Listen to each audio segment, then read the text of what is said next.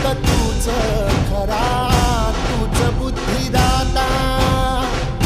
शरण मी आलो तुला, पायावर माझा डंका वाजविला